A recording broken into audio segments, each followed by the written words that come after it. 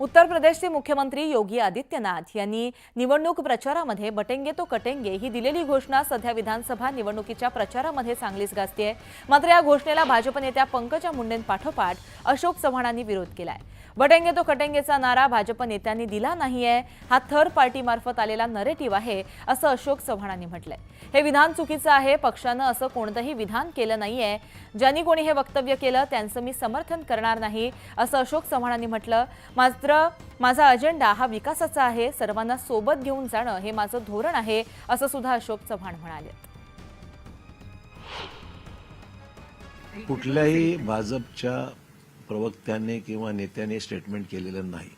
हा third पार्टीने float केलेला हा एक विषय आहे आणि मी ऑन रेकॉर्ड आहे की अशा पद्धतीचं विधान चुकीचं आहे। पक्षाने असं याला कुठलंही समर्थन दिलेलं नाहीये आणि ज्यांनी कोणी दिलंय त्याचं आम्ही समर्थन बिलकुल करणार नाही, हे माझं व्यक्तिगत मत आहे। मी लोक म्हणले की तुम्ही या पक्षात आला, तुमची आयडियोलॉजी, म्हटलं मी हिंदू आहे पण सेक्युलर हिंदू आहे, ही भूमिका घेतलीच आहे। मी म्हटलं मी सेक्युलर आहे, देशामधल्या 18 पगड जातींना सोबत घेऊन आतापर्यंत चाललोय आणि पुढे मी चालणार आहे। माझा अजेंडा डेव्हलपमेंटचा अजेंडा आहे, त्यामुळे माझं मत मी स्पष्ट केलेलं आहे आणि लोकांना माहिती आहे की मी माझं फोकस जो आहे तो सर्वांना घेऊन बरोबर जाण्याची माझी भूमिका आहे। सामाजिक किंवा जातीय कुठलाही रंग कुठल्याही निवडणुकीला येऊ नये अशा पद्धतीनेच काम केलं पाहिजे। आम्ही संविधानाने काम करणारा माझं नेचर आहे आणि केलं पाहिजे अशी माझी भूमिका आहे।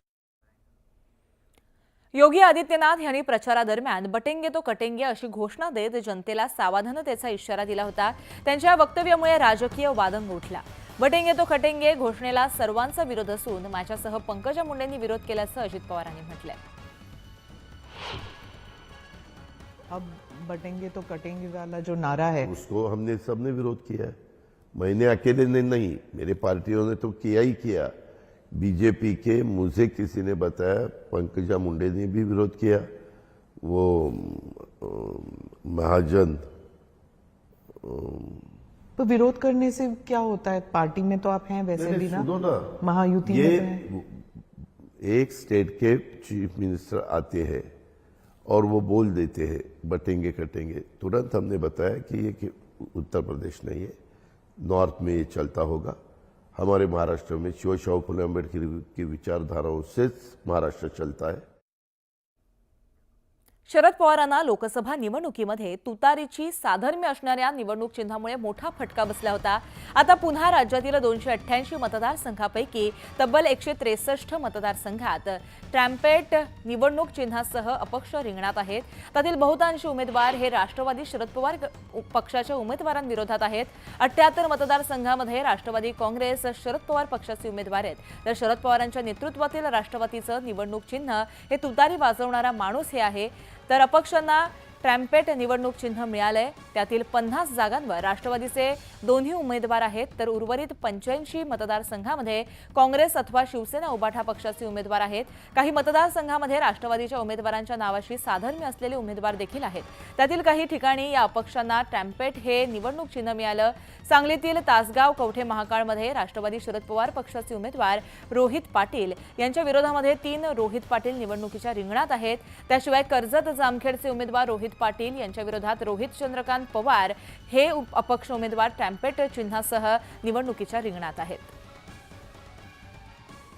तर याबाबत आपण अपडेट जाणून घेतो आमचे प्रतिनिधी प्रणाली कापसे यांच्याकडून। प्रणाली, गेल्या लोकसभा निवडणुकीच्या वेळेला आपण बघितलेलं होतं की ट्रॅम्पेट हे जे चिन्ह आहे हे तुतारीसारखं किंवा पिपाणीसारखं दिसत असल्यामुळं या चिन्हामध्ये लोकांची गल्लत झाली आणि त्यामुळे एका अपक्ष उमेदवाराला ज्याच्याकडे पिपाणी होतं तब्बल 36,000 एवढ्या मोठ्या प्रमाणावर मतदान झाल्याचं बघायला मिळालं आणि त्यामुळं त्या ठिकाणी तुतारी या चिन्हावर उभ्या असलेल्या उमेदवाराचा पाडाव सुद्धा झालेला आपल्याला बघायला मिळालं होतं आणि त्यामुळं कुठेतरी हे जे चिन्ह आहे याला नाव पिपाणी न देता ट्रॅम्पेट असंच नाव दिलं जावं अशी मागणी करण्यात आलेली होती। ती मागणी मान्य करण्यात आली आणि आता त्यानंतर ज्या ज्या ठिकाणी ते पिपाणीचं चिन्ह असेल त्या ठिकाणी पिपाणी न लिहिता ट्रॅम्पेट असं लिहिलं जाणार आहे। परंतु त्याचा किती फायदा होतो हे बघावं लागणार आहे, कारण यावेळेला सुद्धा जर आपण निवडणुकीच्या रिंगणात बघितलं तर जवळपास 136 पेक्षा जास्त जागा आहेत आणि 76 अशा जागा आहेत ज्या ठिकाणी राष्ट्रवादी विरुद्ध ट्रम्पेट असं म्हणजे राष्ट्रवादीचं तुतारी चिन्ह आणि त्याच्या विरुद्ध जो अपक्ष उमेदवार आहे त्याला ट्रम्पेट हे चिन्ह मिळालेलं आहे आणि त्यामुळं पुन्हा एकदा मतदारांची गल्लत होण्याची शक्यता नाकारता येत नाही आणि त्याचा फटकाही एखाद वेळेला राष्ट्रवादी शरदचंद्र पवार पक्षाला बसू शकतो, जो गेल्या वेळेला लोकसभा निवडणुकीमध्ये बसला होता आणि त्यामुळे यावेळेला सुद्धा ट्रम्पेट हे चिन्ह राष्ट्रवादी शरदचंद्र पवार या पक्षासाठी डोकेदुखी ठरू शकतं. जी, नक्कीच अपडेट घेत राहू. धन्यवाद तुम्ही दिलेल्या माहितीसाठी. सध्या राज्याच्या राजकारणामध्ये गौतम अदानींचं नाव हे जरा चांगलंच गाजतंय. महाविकास आघाडीचं सरकार कोसळण्यापूर्वी गौतम अदानींसोबत फडणवीस शहांच्या बैठका व्हायच्या असा गौप्यस्फोट अजित पवार यांनी केला. त्यावर भाजपचे नेते अशोक चव्हाणांनी प्रतिक्रिया दिली आहे.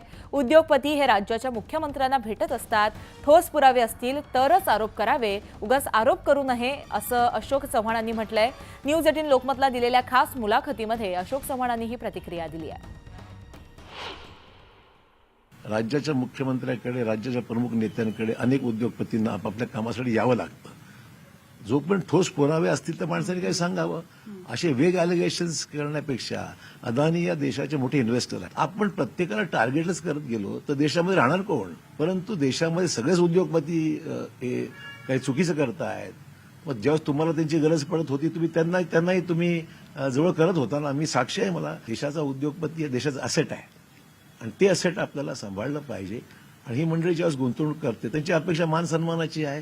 तर कुठल्याही राज्यामध्ये उद्योग जातात ना, ज्या ठिकाणी त्यांना मान सन्मान मिळतो, इन्व्हेस्टमेंट त्या ठिकाणी होते, एम्प्लॉयमेंट, आज देशाची गरज आहे रोजगाराची आहे. सर्वांना मान सन्मान मिळाला तरच तो देशामध्ये गुंतवणूक करेल, तर लोक देशाच्या बाहेर जातील. नाही तर ज्येष्ठ नेते अशोक चव्हाणांनी काही महिन्यांपूर्वी काँग्रेसला रामराम करत भाजपमध्ये प्रवेश केला होता.